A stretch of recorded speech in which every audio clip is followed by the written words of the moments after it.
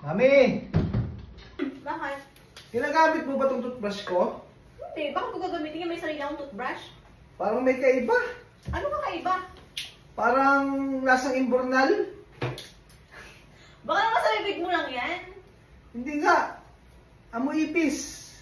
Baka kasi luma na yung toothbrush mo, kailangan mo nang bumili ng bago. Isang linggo pa lang to eh. Mas Ano dali. nangyari dito? Baka sa ilong mo yan, maglinis ka ng ilong mo. Me, Oh, nakita mo yung toothbrush ko? hindi. Bakit? Wala na naman sa lagayan eh. Oh, hindi ko alam. Tanong mo sa Manang, baka nakita niya. Ano pa yan? Sino pa yan? Manang! Ay, pusing! Manang, nakakita mo yung toothbrush ko? Hindi pusing! Parang sa akin to, Manang.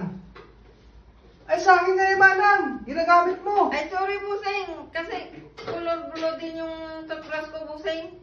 Ano ibig sabihin? Matagal mo nang ginagamit yan? Oo, pusing! Ha? Sigurado ka?